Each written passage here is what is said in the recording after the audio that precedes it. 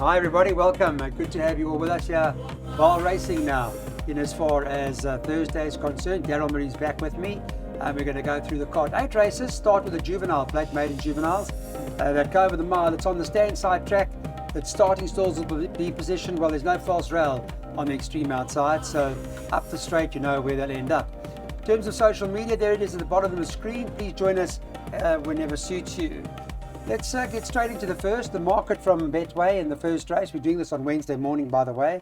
They've got the Source of Aliclair's Parisian Walkway favourite. It's 13 to 10. Then you've got Paul Matchett's for Pearl in Her Crown, who's the second choice at 2 to 1.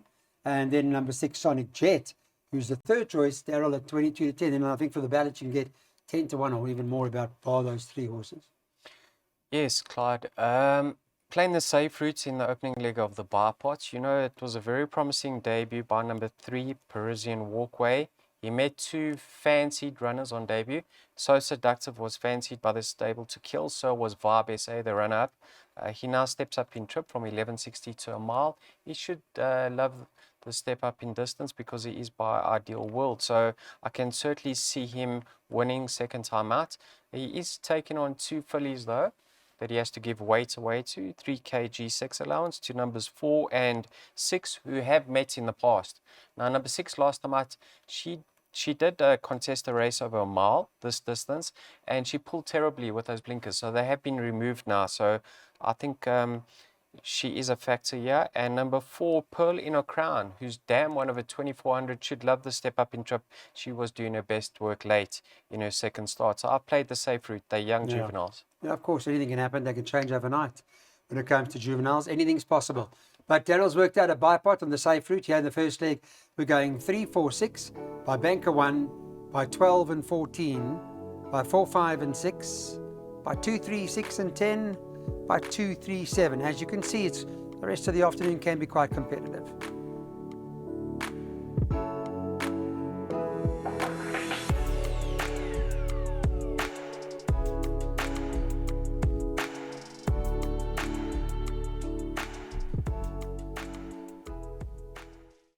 Back with us now for race number 2 on the card. This is Book for Mother's Day Luncheon. Look after your mothers, your wives, your partners, whatever the case may be.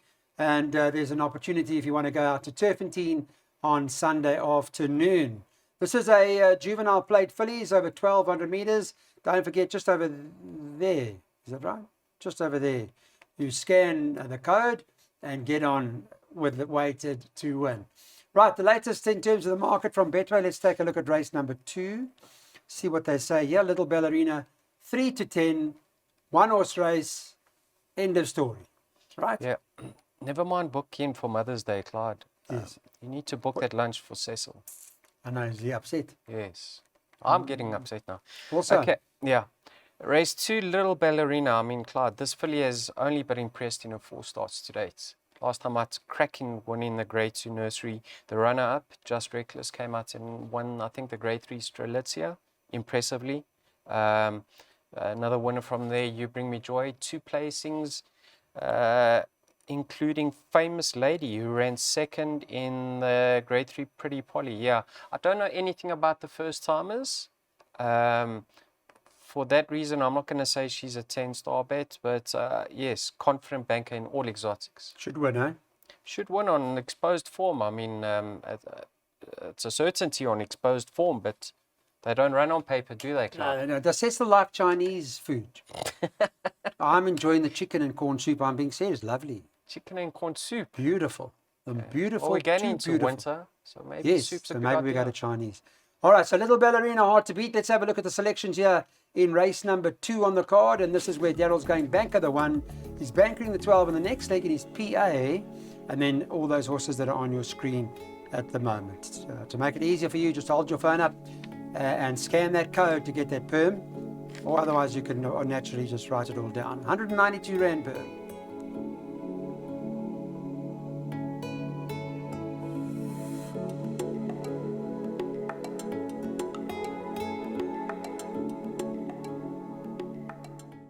On to the third now. It's over 1,400 metres going up the straight. On Wednesday morning, the 2 and the 3 had already come out. Apache Sun and Pacific are not running. So there are 12 runners left in this race. From Betway's perspective, the favourites, Candice Dawson's runner, Grand Crescendo, number 12 on the card. It's 9 to 10. That's on Wednesday morning. Number 14, Shinto Shrine for Tony Peters, 12 to 10. And then it's absolutely 20 to 1 bar the two of them. Is that right?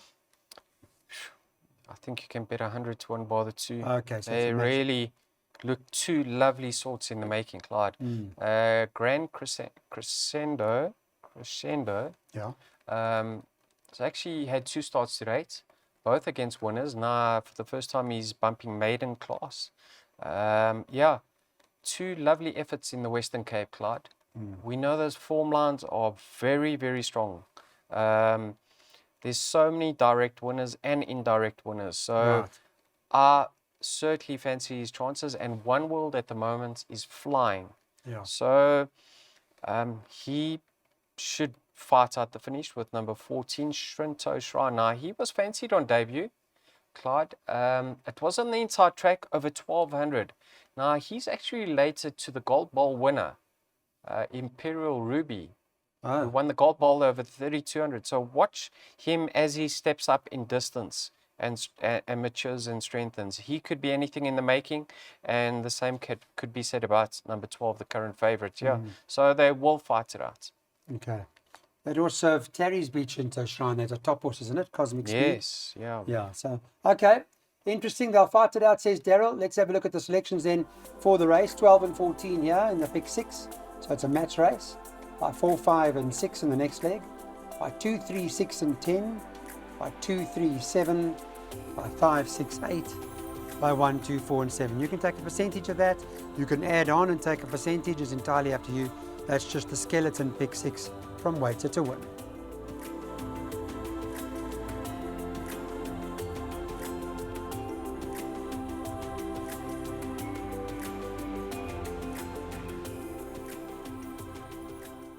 Okay, this race, the 4th race on the card, is a mile. It's a straight mile.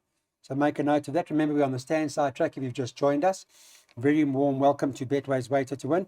Let's take a look at the market. It's quite tight. Mike de Kock's got number 5, Officer in Command, who's currently priced up at 5 to 2. Number 4, Majestic Palace for the Aussie Yard is 3 to 1. Fabian Abbott's got King's Express, who's at 7 to 2. And 6 to 1 about Erica Verdenese's our good old fellow Nordic Rebel. 7 to 1 and better about the others. Is it top 3 or is there more? It's a tricky race, Clyde. I've got a slight preference for the 10-year-old gelding, Nordic Rebel. Okay. We all know Gavin gets a great tune out of him. Yes. I think he's won 7 races on him. He loves the Vaal Straights. He loves to hide him away and produce him very late. So if things pan out well for him in running, and he's not in need of this effort after a rest, I could see him fighting out the finish. But yeah, I don't think you want to be putting the rent money on him. But let's hope he can get it right. Officer in Command, number 5, he's done very little wrong in handicap level. We saw Jordan winning from that form line. He's very fit and he goes handy. So if he gets things his own way, I could certainly see him notching up another victory. And then last time out, number 4, Majestic Palace, was never in doubt. Let's start to finish. Both his wins to date have been when he's gone handy. He's having his peak run in his likely race, Clyde. So yeah, I see that. 4, 5, and 6, I hope I get through. Okay, it's one of those races. It's a handicap at the 80 level. Over the mile, there are a few in here that can win. Here's our suggestion now in terms of the first jackpot. 4, 5, and 6 here. By 2, 3, 6, and 10. By 2, 3, and 7. By 5, 6, and 8.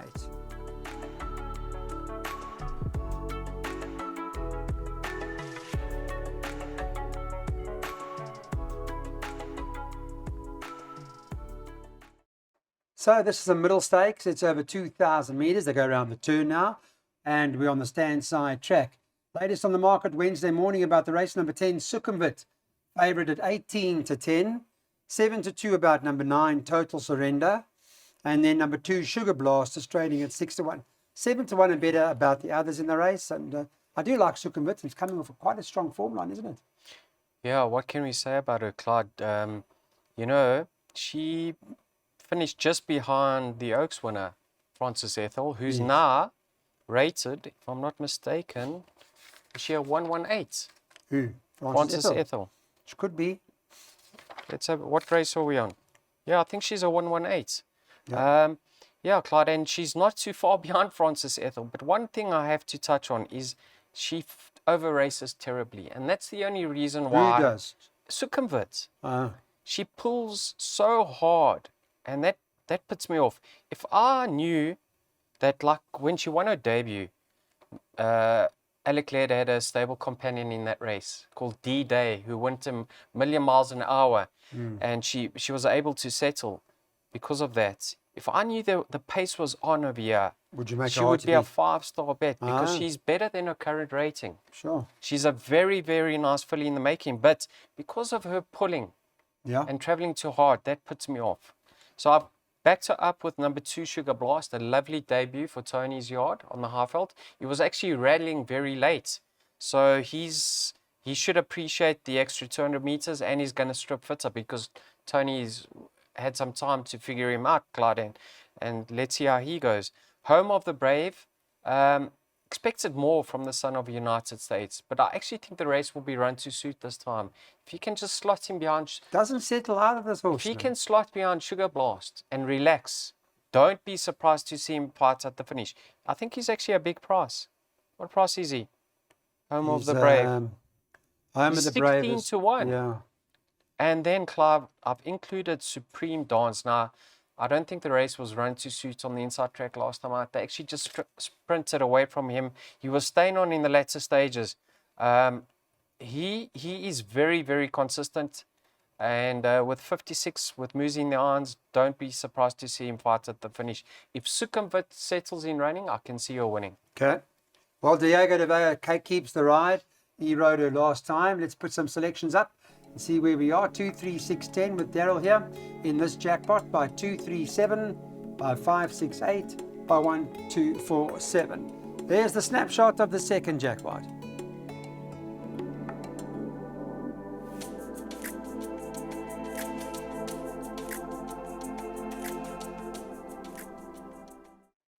On to race number 6 now. It's a graduation plate. So plated race over 1,200 meters.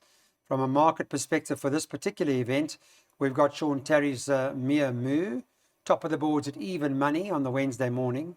Beemanesque, interesting because won very impressively but hasn't run for a while. From Mike to Cox Stable, 7 to 2. And 4 to 1 about number 2, Mount Pilates. Plated race, so who's the best rated horse here, Dave? This filly, Mia Moo's absolutely slung in at the ratings, Clyde. Ah. She is 13 pounds, 6.5 kilograms best in, but please take note. Yes. She earned a rating, right? Right. Over a mile. Right. This is a 1200. Okay?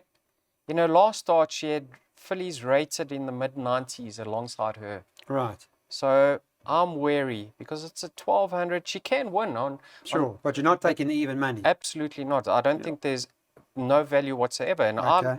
I'm of the opinion that the 4 to 1 Mount Pilates represents huge value. Right, okay. He's in great form. Distance suited. Last time out, he caught my eye because he was drawn on the wrong side of the track. And he was staying on smartly. And Dreamland come to win from there Yes. as well. So- He's a very nice sort, this Clyde. He's going to give the favourite a huge run for her money. And you can't discount Beemanesque. Now, on ratings, you're going to say he's out, but he's had 2 starts. Yeah. Last time out, super impressive. Mr. De Kock knows how to get them fit. Sure. So if he is fancied after this long rest and he's been gelded, he could be absolutely anything in the making. Right. So no value with Mia Moo. Mount Pilates, a lot of value at 4 to 1, and respect for Beemanesque, who's the unknown. Okay. Well, that's a plated race here at the Vaal today. Let's run over the 1,200 up the straight. Latest in terms of the selections from Daryl's perspective. He's taking the pick 3, 2, 3, 7, by 5, 6, 8, by 1, 2, 4, and 7.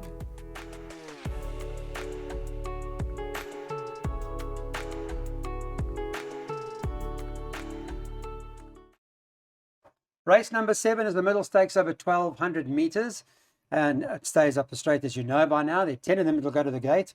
Latest on the market is the 7 to 2 the field, so quite a tough race. They got Gimme Fabulous, the Azzy stable, number 10. That does top the board. 9 to 2 on the Wednesday morning about number 6, Richard the First. And number 7, Wings Within Me, is trading at 9-2, 5-1 about Dr. Faustus. And then you can get 7 or 8-1 or better about the others. But a tough open race, isn't it? Yeah, Nothing really sticks out. There's 2 old fillies, 7-2 favourites. Yeah, 7-2 favourites. Yeah, if you're going to back her, wait. They're certainly not going to back her in the market. Let's see how Mount Pilatus goes in race 6, Clyde, because this was number 6, Richard the First, represents the exact same form lines. Yes. He's in great form, fine his yards, ticking over nicely. He's fit. He's a live wire here. Number 6, Richard the First. Yes. Number 5, Dr. Faustus, last time out. I'm not too sure if I saw a message from Johan Janssen van Vuren, or he did track talk, or he had a winner early on in the day. But I think this was the last race that day. And he said Dr. Faustus is actually a better horse than Lincoln Navigator. But over 1,000 meters on the inside track, Lincoln Navigators should be the right one. Right. And he stayed on smartly towards the latter stages of that race. Form line just hasn't worked out, has it? No, don't worry about that. Don't Don't worry worry about about it. that. Okay. He could certainly have strengthened up after this rest. Okay. And we're yet to see the best of him. All right. So include number 5. But I have found the value in the race, Clyde. And he's currently 25-1. Well, Profit, number 8. And somebody's knocking, but maybe that's a sign. Have a look at his rating, Clyde. It used to be a 110. He's now down to an 85. And have a look at the best weighted column. He's joined second best in. Clyde, if this horse, who's showing some signs of life, can come back to its best. if he comes back to its best, it's no race whatsoever. But if he can just recapture some of his better form, Yes. there's absolutely no doubt he is the value at 25-1. But you can't take him seriously. Have a small nibble and pray for the best. Very nice. So the specials, didn't the specials do that the other day? Golden Aspen, they dropped ratings and came through. Marco had a very good race. Okay, Marco's also riding Profit, so that's the bit of a shrewdie in the race at 25-1. And they've been landing. Please believe me, they've been landing. 5, 6, 8 by 1, 2, 4, 7, the last double of the day.